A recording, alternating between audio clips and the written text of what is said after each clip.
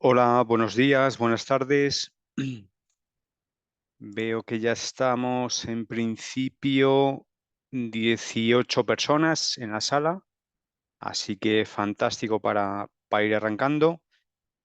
Así que pues nada, vamos a por ello.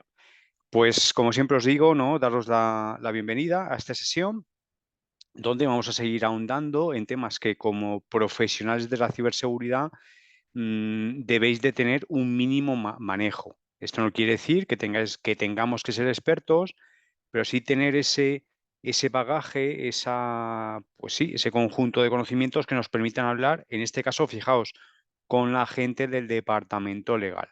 ¿Por qué? Porque vamos a hablar de compliance y ciberseguridad. Sobre todo, ¿en qué sentido? Pues os diría, y creo que esto también es un mensaje que os he repetido en otras ocasiones. En general, las empresas no creen en la ciberseguridad.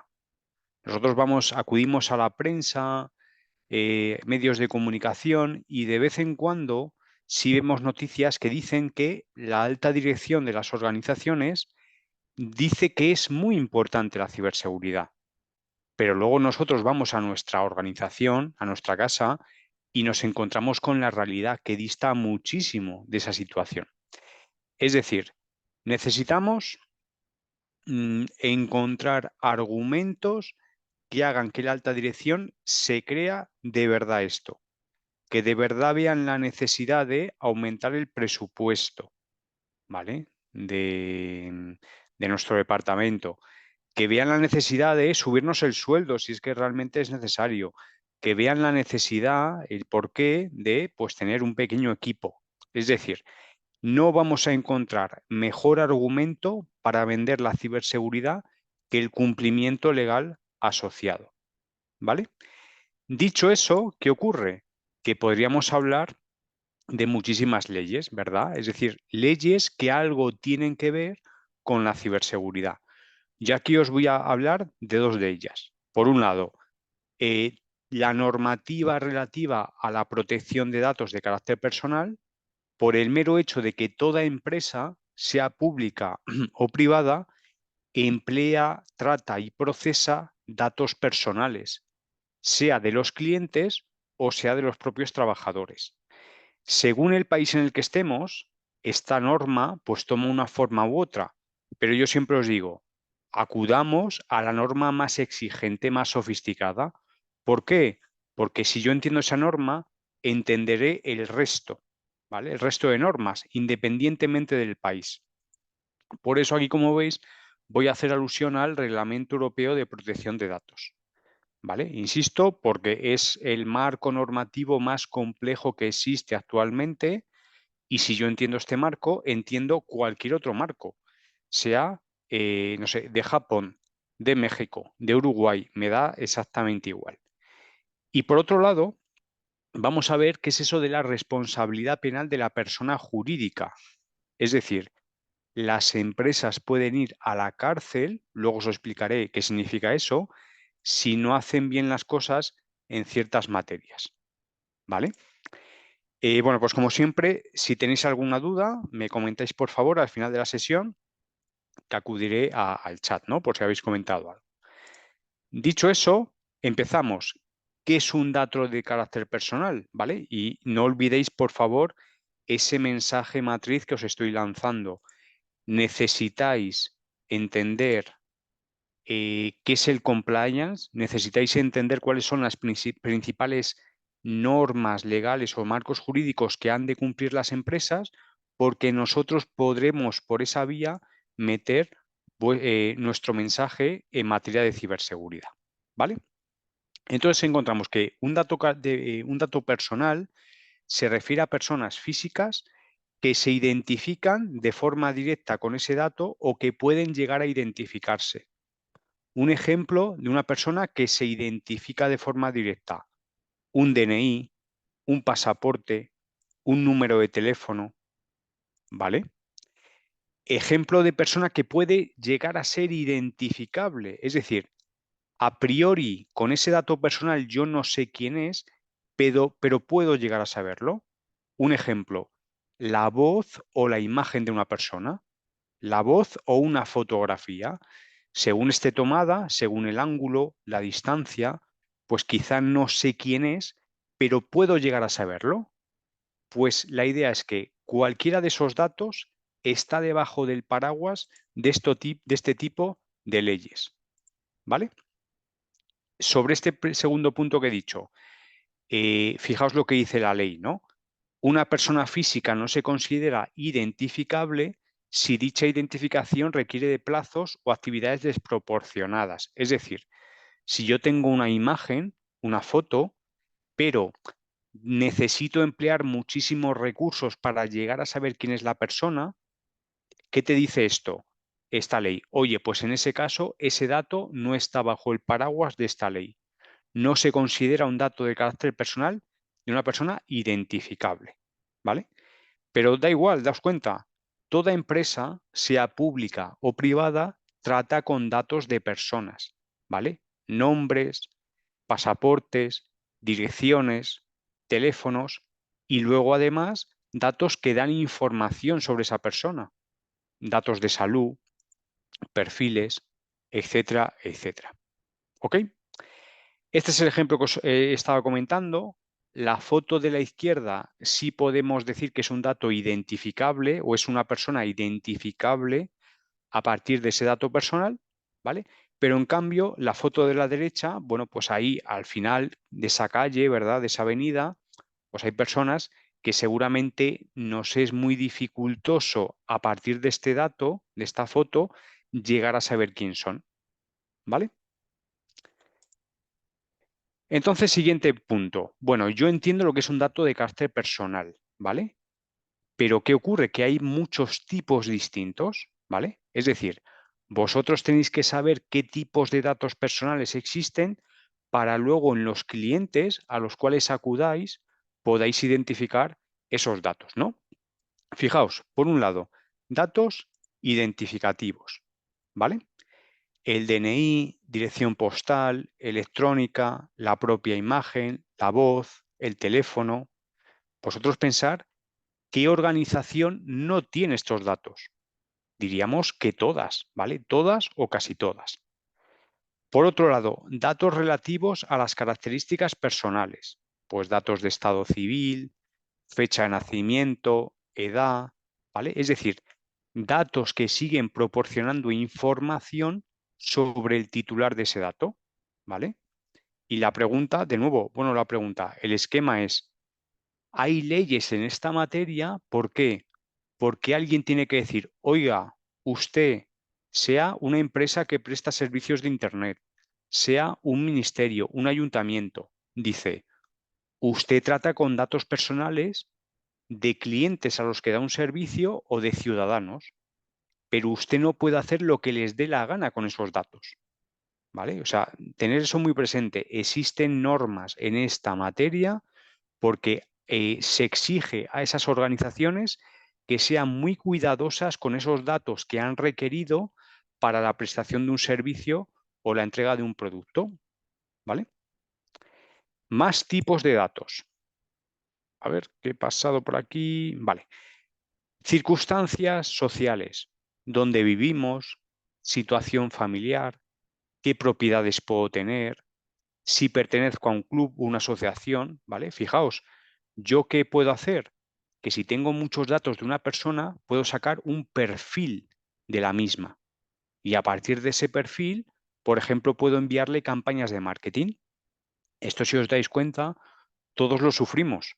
Hacemos búsquedas en portales tipo Google, tipo Bing, y a partir de las búsquedas que realizamos, se nos muestra cierta publicidad. ¿De dónde sale esa publicidad? Porque han construido un perfil sobre nosotros. Perdón, más tipos de datos, académicos y profesionales. ¿Dónde he estudiado? ¿Qué notas he sacado? ¿Qué calificaciones? ¿Vale? De nuevo, pensad, mm, ¿a mí me gustaría que todo el mundo supiera las notas que he tenido? Pues seguramente dirías, no, es un dato privado, de mi esfera privada. Por tanto, yo soy quien decide qué persona puede conocer ese dato. Por tanto, tú dirías, oye, instituto, colegio, universidad, tienes que preservar mis datos de forma segura porque yo confío en ti, ¿vale? Datos de empleo, en qué trabajo, dónde he trabajado, qué nóminas he cobrado, cuál es mi historia, mi histórico como trabajador, ¿vale? Datos que aportan información comercial, pues actividades y negocios en los que he estado involucrado, si estoy o he estado suscrito a ciertas publicaciones, revistas, medios de comunicación, ¿vale?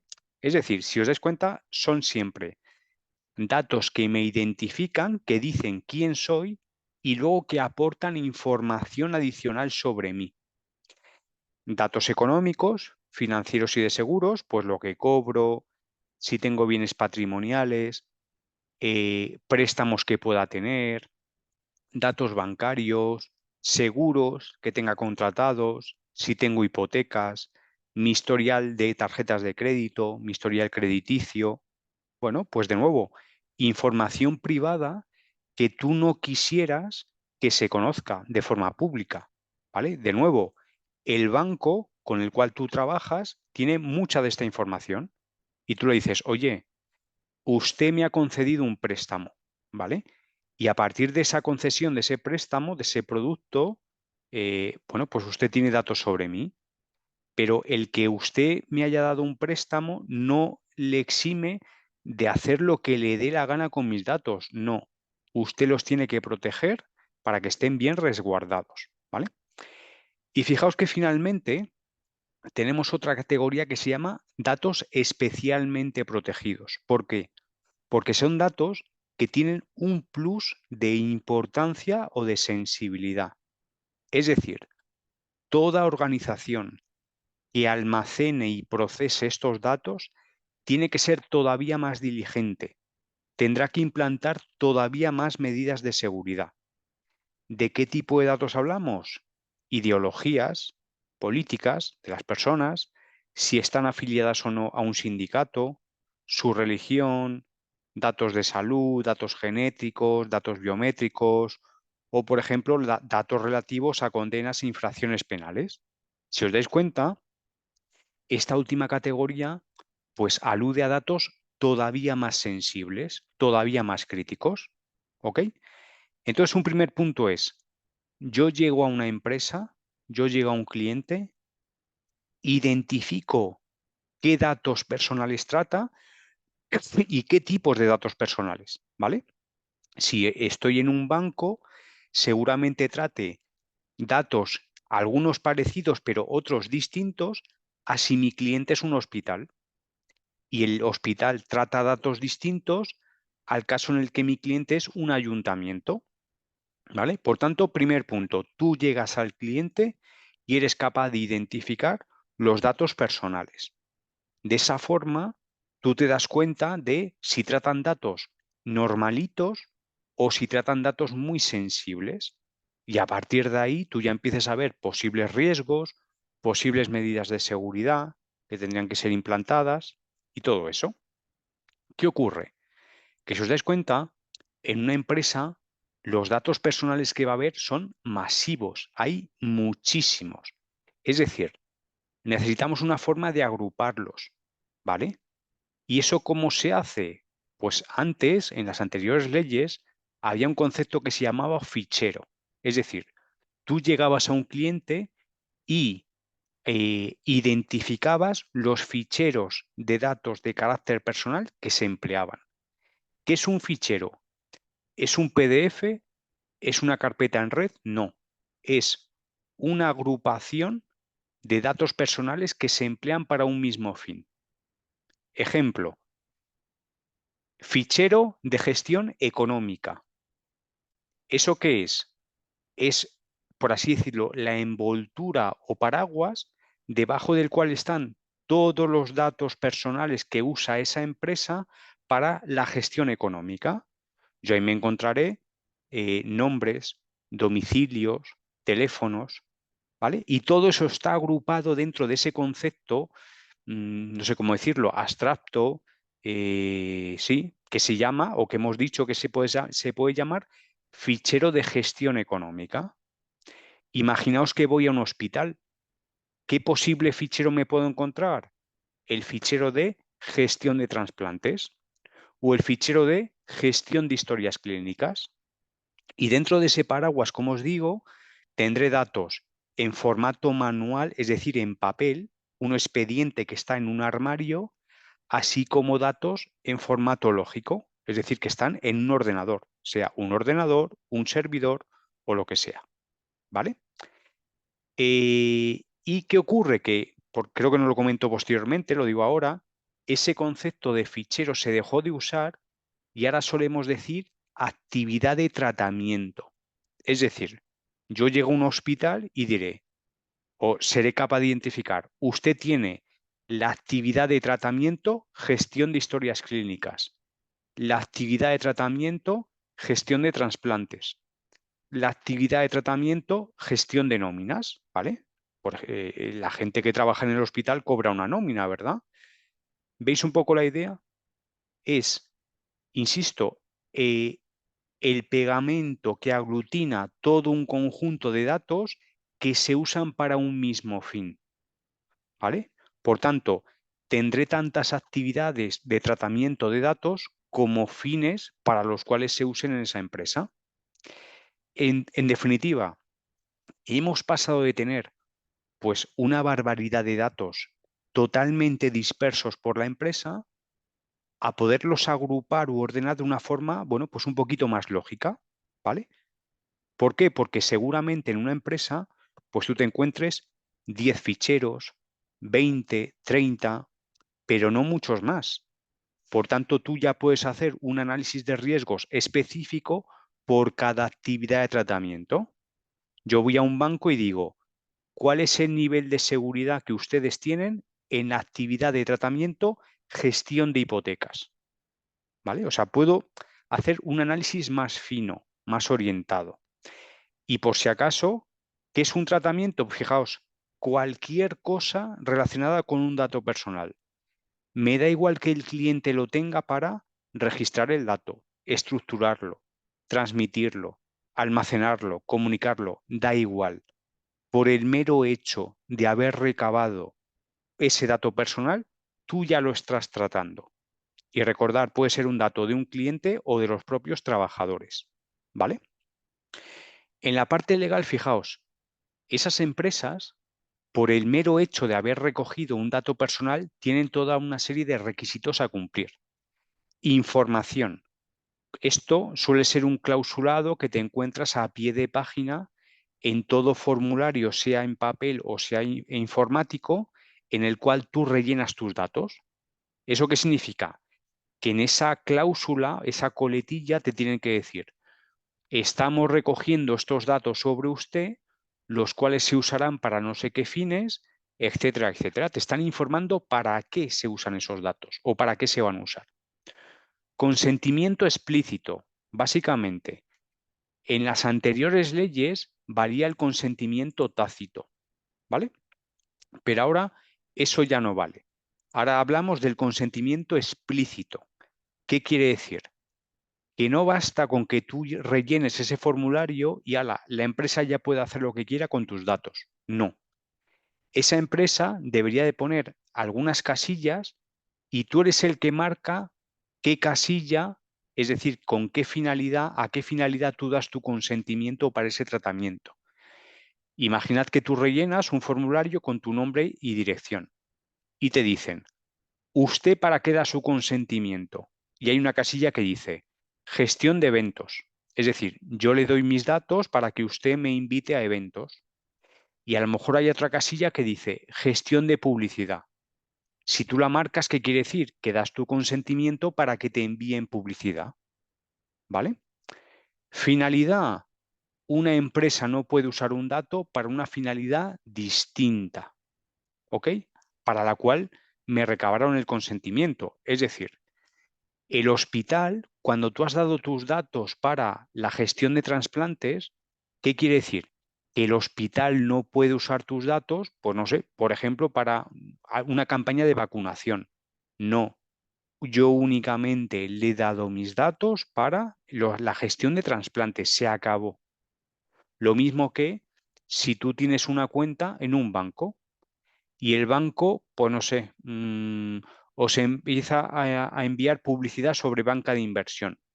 Si la finalidad es distinta, no pudieran enviarte publicidad.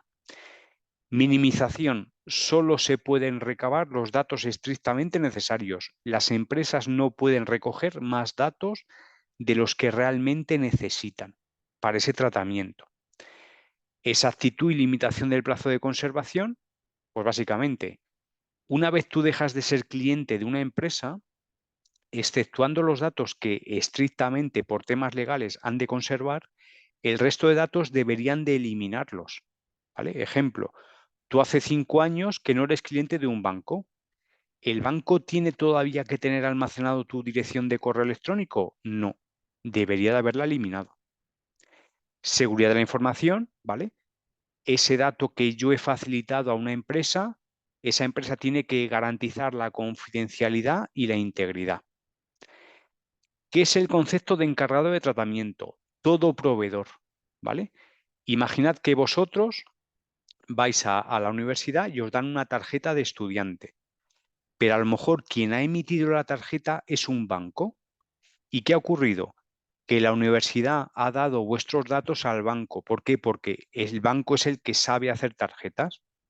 ¿Qué ocurre? Que ese envío de información estará debajo de un contrato, de un convenio, y la universidad habrá dicho, oye, banco, tú accedes a estos datos únicamente para expedir la tarjeta, nada más. Es decir, el banco a ti no te puede enviar publicidad.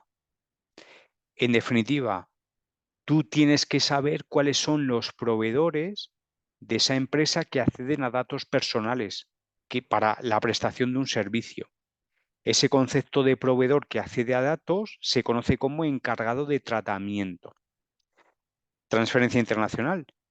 Las leyes dicen, mucho cuidado con las transferencias internacionales de datos. ¿Por qué? Porque hay que ser muy celoso en materia de seguridad en ese envío. ¿Vale? Por ejemplo, para la Unión Europea, Estados Unidos se considera un país inseguro. ¿Qué significa eso? Que se sabe que por mor de esa seguridad nacional, Estados Unidos va a hacer lo que le dé la gana. Por tanto, si una empresa va a hacer una transferencia internacional sobre datos de clientes, tiene que tener el consentimiento explícito, haber tomado medidas de seguridad, ¿vale? Y luego deciros que todo ciudadano tiene lo que se conoce como los derechos ARCO. Es decir, tú a toda empresa a la cual hayas comunicado tus datos puedes ejercer el derecho de acceso. Es decir, oye, empresa, ¿qué datos tienes sobre mí? Rectificación. Si te has cambiado de domicilio, exiges a la empresa que actualice su base de datos. Cancelación. Le dices a la empresa que elimine un dato porque tú entiendes que no lo necesitas realmente para la prestación de ese servicio. Y oposición, cuando dices a la empresa que elimine todos los datos que tiene sobre ti, ¿vale? Porque no quieres que vuelva a tratar tus datos. Ese es el concepto. Fijaos, elementos muy sofisticados que introduce el Reglamento Europeo de Protección de Datos, que quiero pensar que dentro de X años serán principios que hayan heredado normativas de otros países. ¿Qué significa la privacidad por diseño? Que en todo producto o servicio que ofrece una empresa pueden demostrar que desde el momento más incipiente, cuando estaban empezando a idear el producto o servicio en el cual se iban a recoger datos de carácter personal, en ese momento ya estaban evaluando posibles riesgos en materia de privacidad y por tanto decidiendo qué controles iban a implantar. ¿Vale? Imaginaos, una empresa de juguetes va a sacar un peluche que tiene una cámara y esa cámara va a grabar pues, a un niño pequeño, a un bebé, a quien sea. ¿Ese producto trata datos de carácter personal? Sí. Por tanto, debiera de contar con esa privacidad por diseño. Es decir, desde el momento en el que están seleccionando el tipo de tejido que va a tener el peluche, el tamaño, ahí ya alguien tendría que empezar a hacer el análisis de riesgos sobre los riesgos en materia de privacidad, ¿vale? Que aquí yo lo pongo como un ciclo de vida que a veces usamos en programación. Desde que analizo el software, lo diseño, lo codifico, ¿no? Lo implanto, hago pruebas y ya está funcionando y gestiono las incidencias del día a día. Pues esto es lo mismo. Desde el primer momento hasta el último, tú tienes que contar con evidencias que demuestren que estás gestionando el riesgo asociado a la privacidad, porque ese producto o servicio que tú ofreces trata datos de carácter personal. Otro principio muy parecido al anterior, que es el de privacidad por defecto. ¿Esto qué significa? Que tú por defecto, cuando entregas un servicio o un producto que trata con datos de carácter personal, lo has configurado con la máxima privacidad y tendrá que ser el usuario, si así lo decide, el que rebaje ese nivel. Ejemplo, y me lo invento, tú te abres una cuenta en Facebook y subes una foto, pues a no ser que tú, a priori, nadie podría ver esa foto, ni tus contactos ni terceros. Es decir, tú tendrías que ir a algún tipo de menú y marcar o desmarcar alguna opción. ¿Por qué? Porque por defecto Facebook tiene implantada esa máxima privacidad. Minimizan datos, ¿vale? Solo se recogen los datos estrictamente necesarios. Hay un control exhaustivo sobre quién accede a los datos, los plazos de conservación que decíamos antes. ¿Y qué significa la transparencia? Que incluso un menor de edad, leyendo el texto, puede entender para qué se van a usar sus datos cuando tú los cedes a esa plataforma, ¿vale? Es decir, bueno, os pregunto, ¿vosotros sabéis de productos o servicios que tengan privacidad por defecto? Yo os diría, esto es muy raro, ¿vale? Son poquísimas las empresas que cumplen con esto. Dicho de otra forma, esto es un auténtico desafío para las organizaciones, ¿vale? Y vuelvo al mensaje del inicio. Las empresas no creen en la ciberseguridad, pero si tú vas a hablar con la junta directiva, pues sea el director general, el director financiero, etcétera, dices, oye, que necesito 100.000 euros o 100.000 dólares para esta cosa. Y tú a continuación dices, y gracias a esto podremos cumplir con esta ley. Ahí ya es cuando te empiezan a hacer caso, ¿vale? Si tú a un directivo le hablas de virus, de firewall, de servidores, no te hace ningún tipo de caso en absoluto.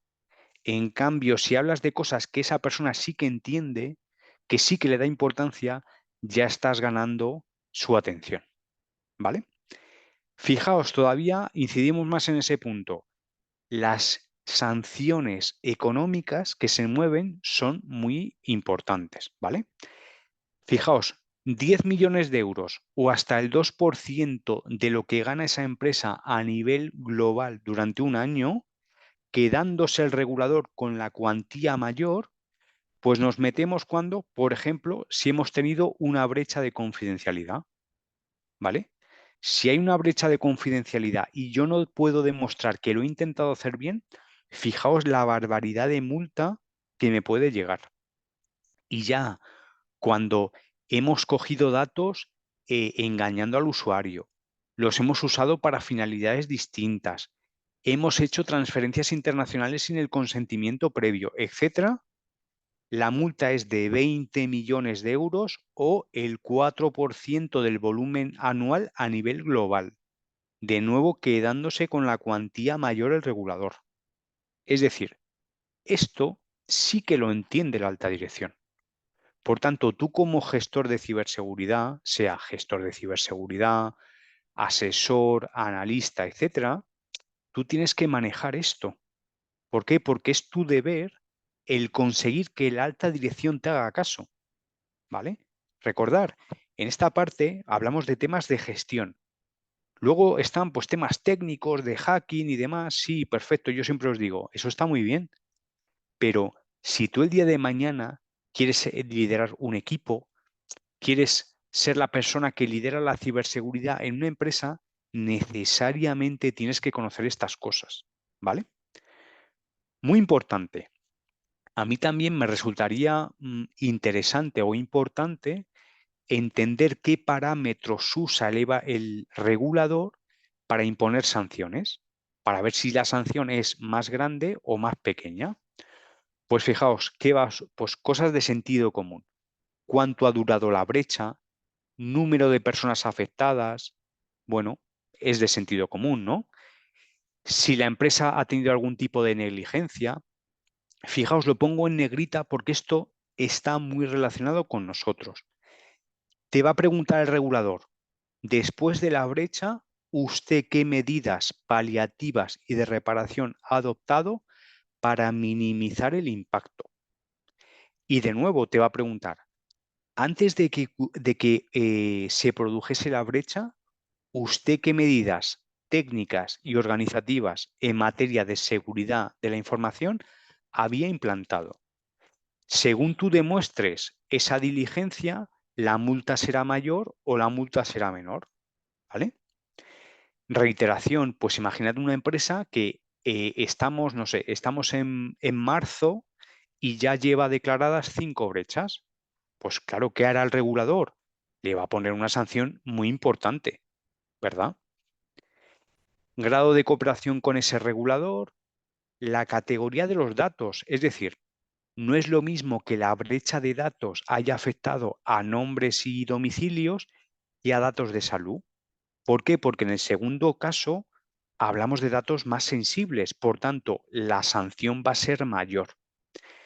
Y finalmente decimos la forma en la cual el regulador supo de la infracción. ¿Y esto por qué? Porque creo que luego no lo pongo. Este marco también dice, toda empresa tiene la obligación de notificar al regulador el hecho de haber sufrido una brecha en un máximo de 72 horas desde el momento en que tuvo conocimiento. Es decir, tenemos la obligación de notificar al regulador las brechas que tenemos. Claro, os decía, si estamos en marzo y ya hemos tenido 5 brechas, el regulador, ¿qué va a pensar de mí? Va a pensar que somos un desastre. Es decir, las multas que me va a poner van a ser muy importantes. Esa es la idea. Seguimos construyendo. Decimos, vale, he dicho, yo voy a un cliente, imaginaos un banco, y me pregunto qué datos personales emplea, trata. Y hay muchos, nombres, datos bancarios, datos de tarjetas de crédito, etcétera, etcétera, etcétera. Pero como eso es tan grandísimo, decíamos, nosotros lo agrupamos en actividades de tratamiento de datos. Ejemplo, gestión de nóminas, gestión de hipotecas, gestión de préstamos, etcétera, etcétera. ¿Vale? O gestión de proveedores. Se nos pueden ocurrir muchos. ¿Qué es lo que te dice la ley? Por cada actividad de tratamiento hay que hacer un análisis de riesgos. ¿Lo veis? Es decir, tú tienes que demostrar que has llevado a cabo un estudio sistemático y exhaustivo de qué riesgos en materia de privacidad se pueden producir en cada una de esas actividades de tratamiento de datos. Tú dirías, a ver, en la gestión de hipotecas, ¿qué datos personales se usan? ¿Dónde están almacenados? ¿Qué tipo de amenazas pueden afectar? Etcétera, etcétera. Y aquí os digo, ese análisis de riesgos ha de contar con la parte legal, que usualmente esto, si estoy en una empresa grande, lo haría la gente del departamento legal. No obstante, os digo, vosotros también es bueno que lo conozcáis para que participéis también de esos análisis. Y luego, la parte que sí o sí vais a tener que hacer vosotros es el análisis de riesgos de la parte de seguridad. Y aquí os pongo el faseado por el cual hemos de pasar. Primera fase, ¿cuáles son los activos implicados dentro de esa actividad de tratamiento? ¿Vale?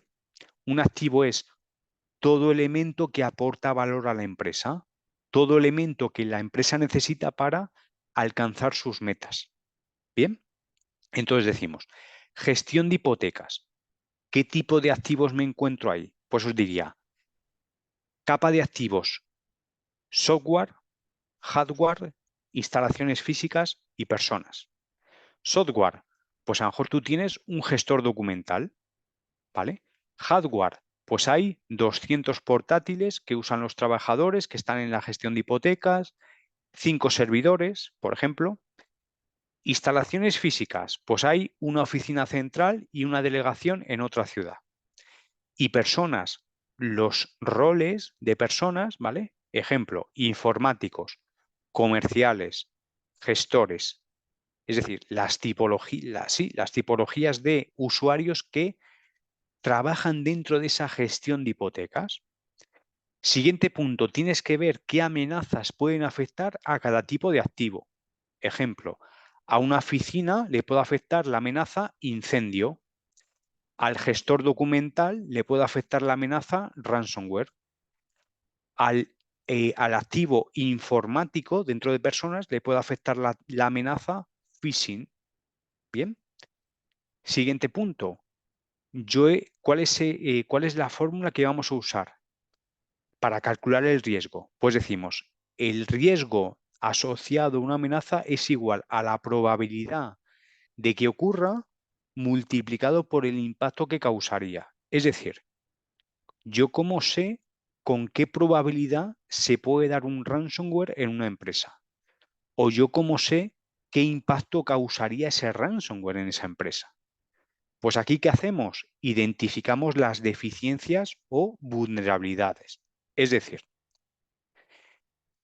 os pongo un ejemplo. Deficiencia. En esta empresa no hay extintores. ¿Qué está haciendo eso? Pues me dice, oye, es más probable que haya un incendio. Deficiencia. Hace más de 12 meses que no se da concienciación a los trabajadores. ¿Eso qué me está diciendo? Oye, la probabilidad de que haya un phishing, pues de forma positiva, es más alta de la que yo pensaba. ¿Lo veis? Es decir, yo sobre todo identifico qué cosas se hacen mal en la empresa y a partir de ahí asigno probabilidades y me doy cuenta también de qué impactos causarían esas amenazas si se producen. Os decía, riesgo es igual a probabilidad multiplicado por el impacto y luego por cada amenaza tengo que identificar qué controles yo voy a implantar para reducir bien la probabilidad, bien el impacto o bien ambos parámetros. ¿Vale? ¿Ok? Ejemplo, yo voy a dar concienciación. Seguramente he bajado la probabilidad, antes a lo mejor era de 5, que ahora es de 3, de que ocurra un phishing. Imaginaos que en esa concienciación yo digo a la gente dónde deben de almacenar los datos personales sensibles. Pues aun ocurriendo un ransomware, yo he bajado el impacto. ¿Por qué? Porque la gente, sí, el ransomware se ha materializado, pero como la gente ha guardado los datos en un sitio protegido, el impacto es menor. ¿Vale? Más cosas. Te dice también esta ley.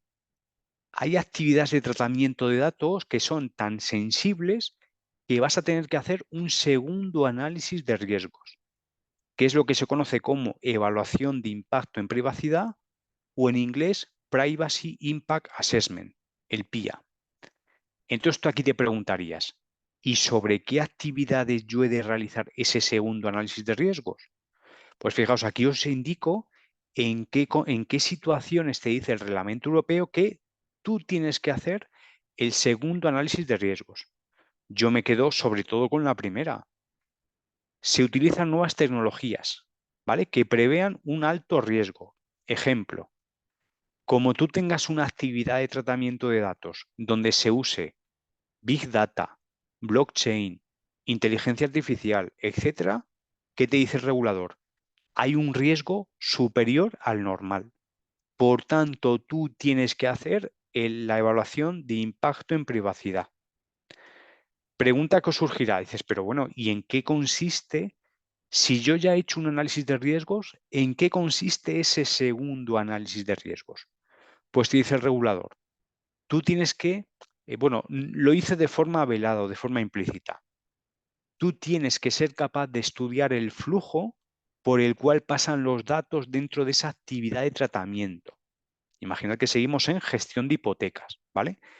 De tal forma que seas consciente de dónde puede haber problemas, qué cosas se están haciendo mal. Y como ejemplo nos da esta matriz. Te dice, mira, un dato puede pasar por esas 5 columnas o ciclos de vida, ¿no? Fases del ciclo de vida.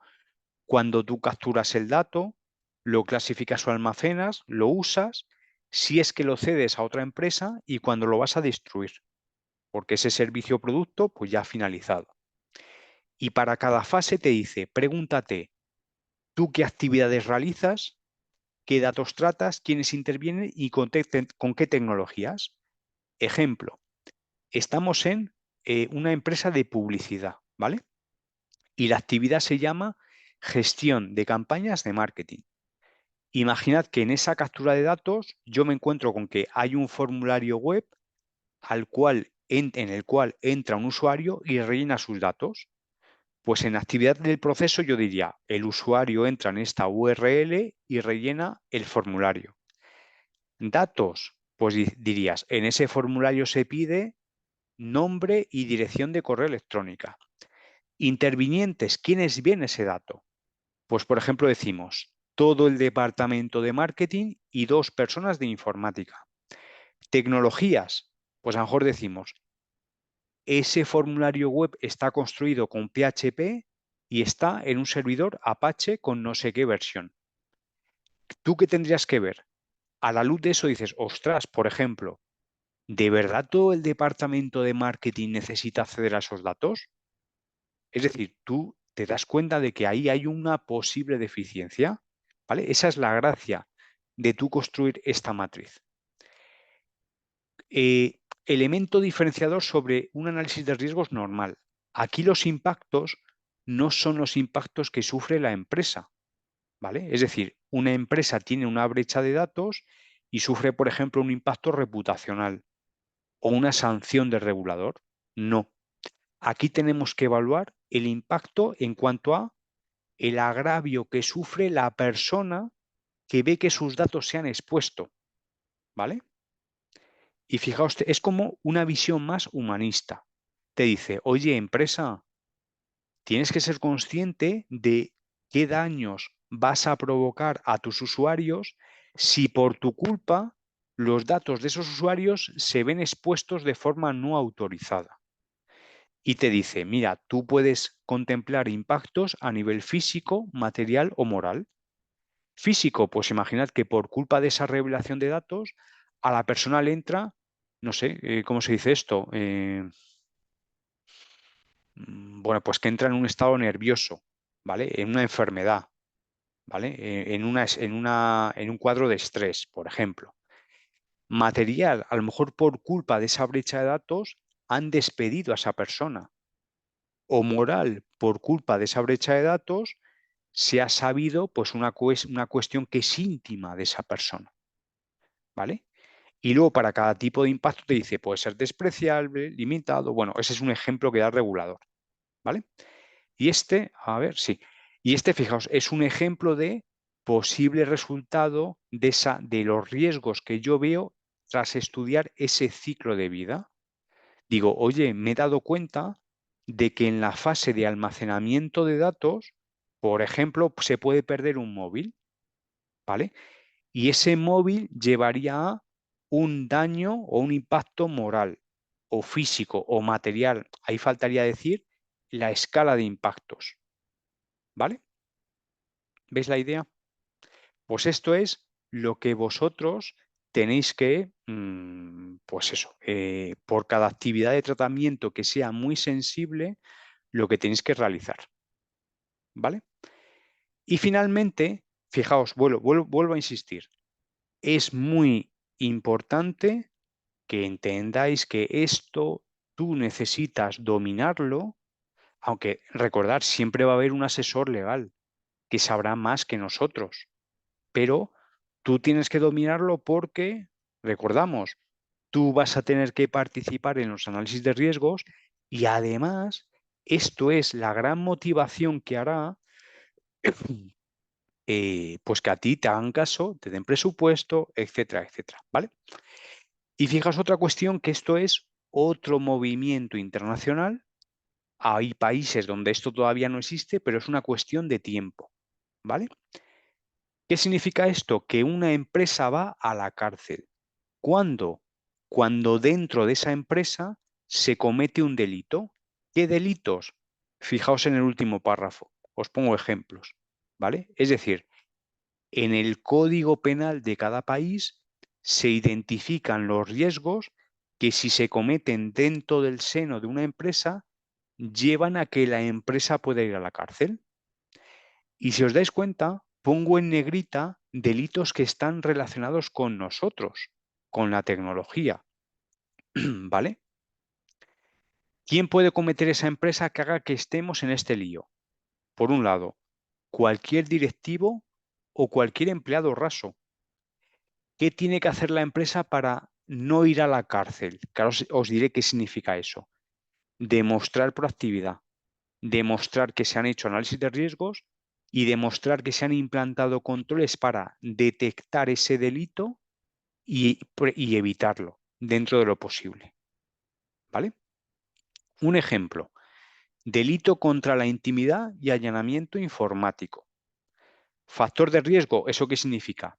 Que como es un riesgo tan transversal que puede ocurrir en cualquier sitio dentro de la empresa, ¿verdad?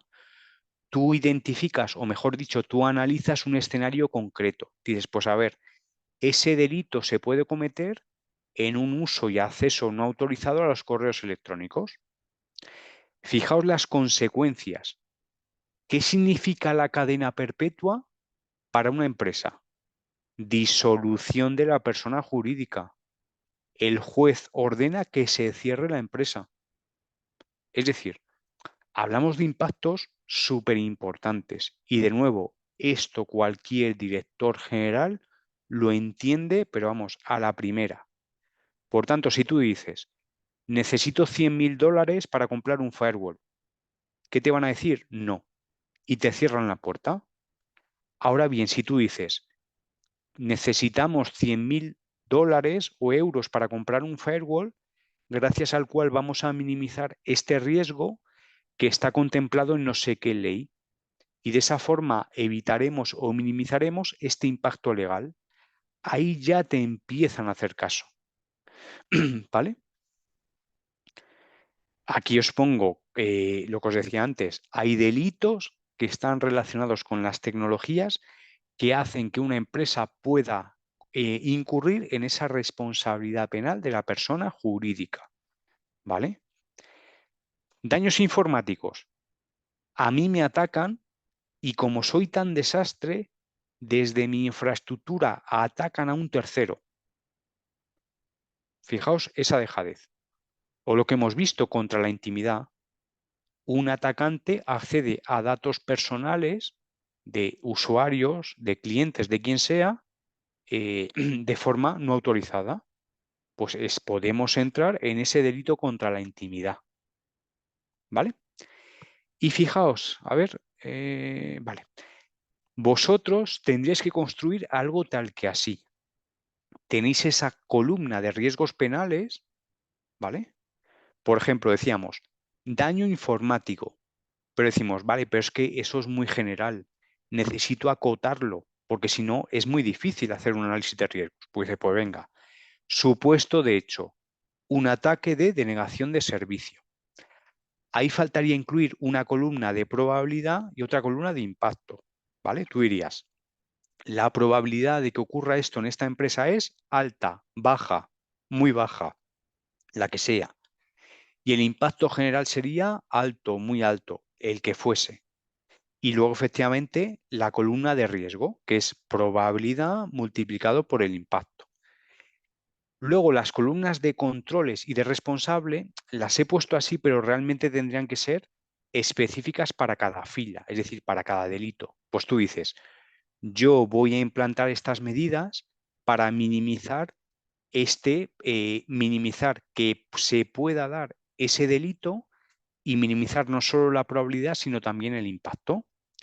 Y luego dirías qué persona, qué rol es el responsable de evitar, bueno, de analizar que esto esté bien, que no se pueda producir el delito, ¿vale? Es decir, tú ante todo buscas demostrar la debida diligencia ante un tercero. Jamás, jamás tú vas a ser capaz de evitar que haya problemas de seguridad. Eso es imposible, literalmente. pero en cambio sí está en tu mano el que tu empresa, tu cliente, pueda demostrar que lo ha intentado hacer bien, sea ante un juez, ante un regulador, ante un cliente que está enfadado, etcétera, etcétera. ¿Vale? Entonces, fijaos, el que tú tengas un plan de cumplimiento de la normativa penal, que si os habéis dado cuenta, el corazón es el análisis de riesgos, fijaos si es importante que puede ser motivo de exoneración, es decir, que no se aplique sobre la empresa esa responsabilidad penal. Palabras mayores, ¿vale? Vamos, la alta dirección te invita a una cena. ¿Qué tenemos que hacer? Pues para todos aquellos que ya habéis llegado al primer módulo, donde hablamos de los sistemas de gestión de seguridad de información, es lo mismo, dice, ciclo similar al PDCA. Planifico, hago, verifico y actúo. Recordar, he implantado una 27001, una ISO 27001, y puedo demostrar que hay un ciclo de mejora continua. En este caso hay un rol que se llama director de cumplimiento o compliance officer y, como os decía, hay que hacer un análisis y gestión de riesgos continua, donde nosotros, como gestores de ciberseguridad, vamos a tener un papel súper importante, ¿vale? Y bueno, esto no lo hacemos, simplemente que tú, cuando llegues a un cliente, vas a participar, si es una empresa grande, desde luego, vas a participar en la creación del mapa de riesgos penales de esa empresa y te dirán, oye, tú eres el de tecnología, tú tienes que hacer el cálculo del riesgo sobre los delitos tecnológicos. Es decir, mm, vas a tener una visibilidad importante en estos asuntos dentro de la empresa, porque fijaos lo que se está jugando la empresa, ¿vale? Y tú tendrás que ver cuál es la probabilidad con que eso se puede dar, qué tipo de impactos produciría y, sobre todo, tú qué controles propones para minimizar ese riesgo. Recordar, no que sea cero, jamás será cero. Tú lo minimizas hasta un nivel aceptable, ¿vale? Bueno, dicho esto, a ver, voy a ver el chat. Por favor, no compartáis, vamos, os diría, no compartáis datos personales por el chat, ¿vale? Este no es el mejor foro para ello. A ver, dudas que tengáis sobre esto que hemos visto.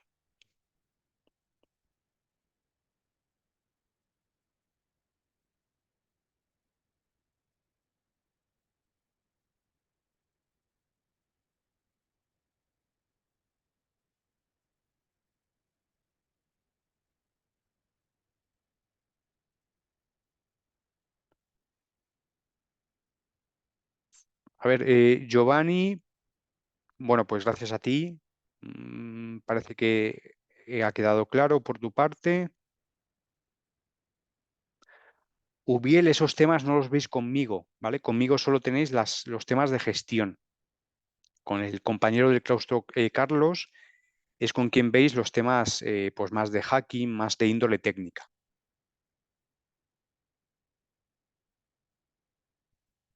Vuelvo a insistir, a ver, lo digo de otra forma.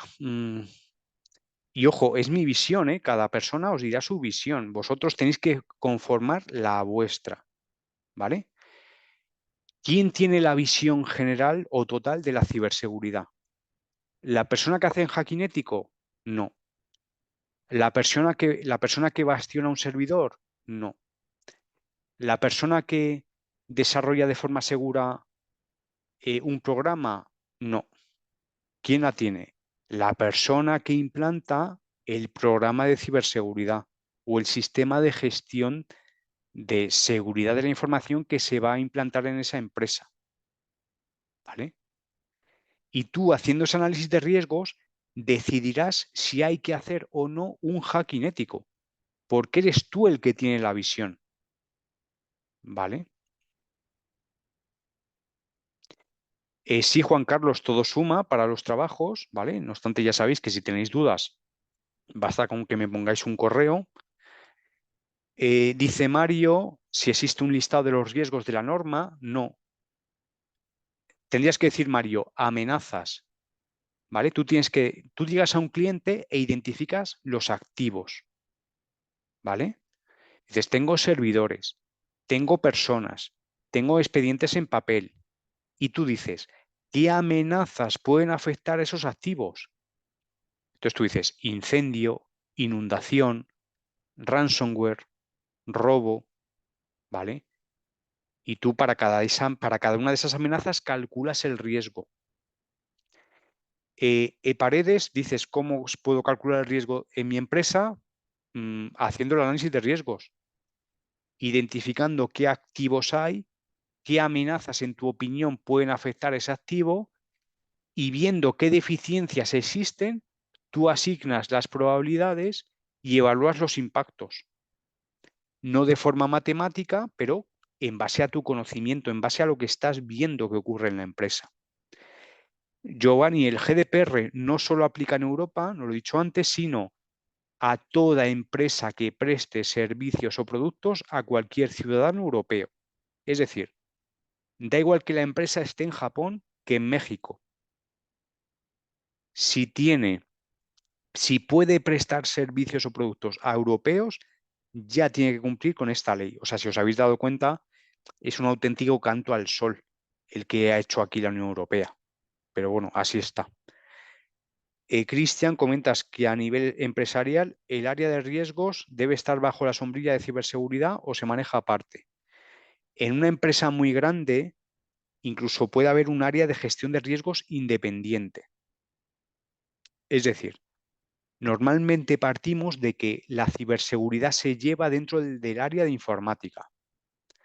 Siguiente nivel, hay un área de ciberseguridad independiente y con la misma fuerza que el área de informática, que suelen reportar a dirección financiera.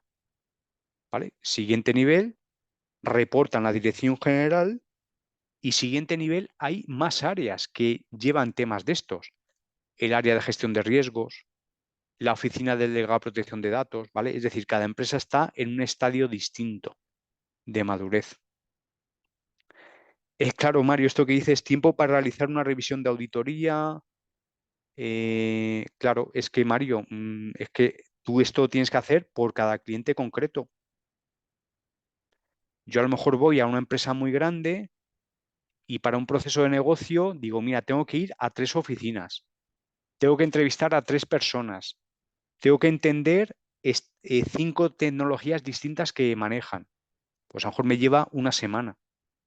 Y en cambio, una empresa pequeña, a lo mejor lo hago en una mañana. Tú tienes que cuantificar la complejidad del cliente, ¿vale? Y en base a eso ves cuántas jornadas te va a requerir. Cuanto más grande la empresa, cuantas más oficinas tengas que visitar, cuantas más tecnologías distintas tenga esa empresa, pues más tiempo a ti te va a llevar, ¿vale? Por eso siempre solemos usar un formulario inicial de recogida de datos, donde preguntas sedes que usted tiene, número de empleados, número de departamentos, describa las tecnologías más importantes que usted emplea, etcétera, etcétera. Es decir, tú estás entendiendo al cliente y a partir de ahí verás cuánto tiempo tú necesitas, ¿vale? O sea, no hay otra forma. Y ojo, muchas veces te equivocas, ¿eh? Hasta que no has hecho muchos proyectos, no cuantificas bien, ¿vale? A lo mejor pues pones, o sobre todo sueles poner menos tiempo del que de verdad luego te lleva, ¿vale? Bueno, pues nada, como siempre, un placer haber estado con vosotros. Ya sabéis que cualquier duda que os surja, tenéis mi dirección de correo para escribirme y quedaos con ese mensaje. El compliance es muy importante porque gracias al mismo a mí me pagarán más, me ampliarán mi nómina, me darán más presupuesto, me darán la opción de que tenga un nuevo fichaje, que se pueda contratar a otra persona para ciberseguridad, etcétera, etcétera. ¿Vale? Pues venga, que vaya muy bien, que tengáis buena tarde. Un saludo.